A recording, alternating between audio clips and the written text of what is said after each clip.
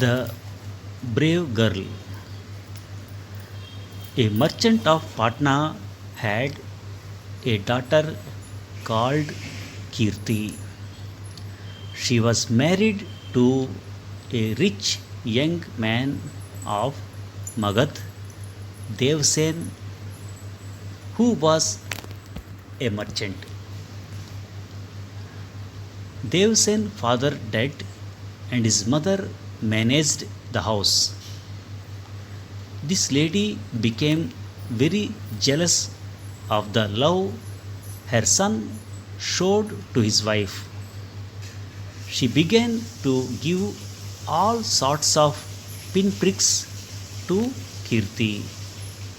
But that girl endured her mother in law's ill treatment without letting her husband know about it. It so happened that Devsen had to go to Vallabhi on some trade. Dreading to be left alone with her cruel mother in law until his return, Kirti informed him how she was being ill treated by her. Devsen was surprised to hear this, but taking his wife along with him was out of the question, and he told his mother suggestively, "Mother, I am leaving on trade. Your daughter in law is a delicate natured girl. I depend upon you to keep her happy till I return." "Don't I know that, son?" the mother said. "She is as dear to me as you are." Devsen went away with an easy heart. At once, the old witch fell to beating Kirti, saying, "Wretch, how dare you try to make a rift between me and my son? Well, I must teach you a lesson." The heartless mother in law threw Kirti into the dark underground cellar and locked the door. She hoped that her daughter in law would be starved to death before her son returned and she could report to him that the poor girl died of grief due to separation from him. Kirti gave herself up to weeping for a very long time, sitting in the dark cellar. She had a father of great renown, a husband to lay down his life for her, any amount of riches, and yet fate had brought her to such a miserable state. Slowly, she began to feel around in the cell and found a short crowbar.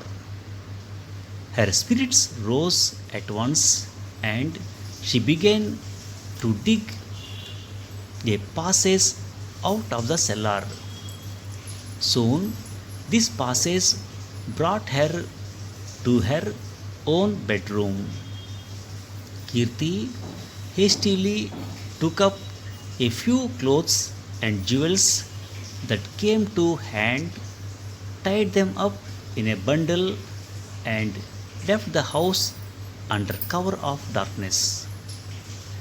She could go to her father at Patna, but that would involve all sorts of explanations, and also her husband would be disgraced. She thought that it was better for her to go to Vallabhi and join her husband. Kirti had a bath in a tank. Then she dressed herself up like a man, returned to the village, sold some of the jewels for expenses, and started for Vallabhi. On the way, she came across a trader called Samudradatt, who was also going to Vallabi. This trader was taking a huge caravan with him. If he went by the regular route, he would have to pay large sums of money by way of taxes in every city. To avoid this, the trader led his caravan through the dark jungle. They traveled all day and camped in a certain part of the jungle for the night.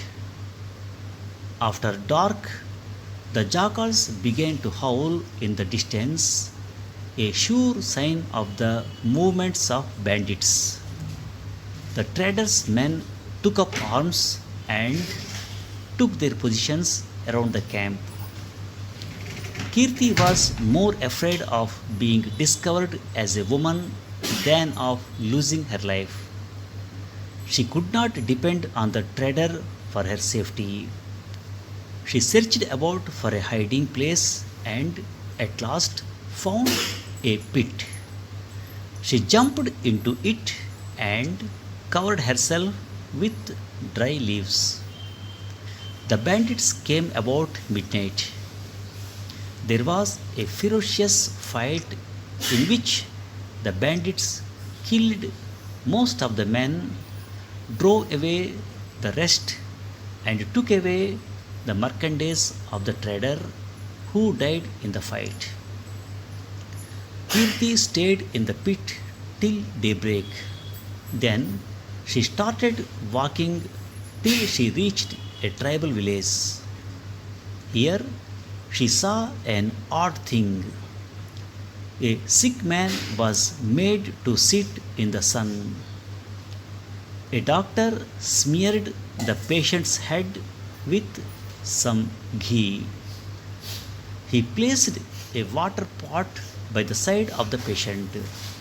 Then he arranged a bamboo tube with one end dipping into the water in the pot, while its other end was adjusted to the patient's ear, which was swollen and red. Even as Kirti was looking, the ailing ear changed its color and the patient's face showed less pain. The doctor lifted up some worms from the pot and showed them to the people who gathered there. They were the cause of the patient's trouble. Because of the heat of the sun, they crept out and sought the coolness of the pot.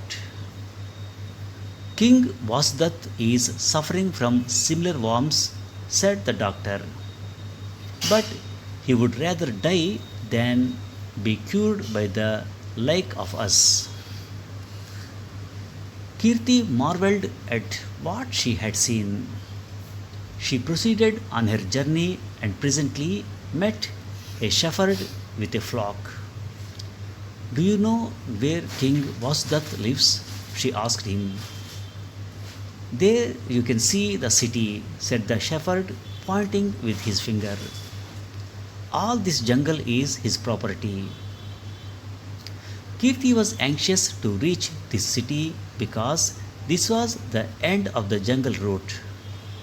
It appeared that most of the traders used this route and her husband too might return this way. She could wait for him in this city. She would treat the king who was said to be suffering from an inflamed ear and get into his favor. In return, the king might provide her husband with a safe convoy through the jungle. Thinking this, Kirti arrived in the city and went to the palace. The king was indeed in a precarious condition. The doctors had already given up hope.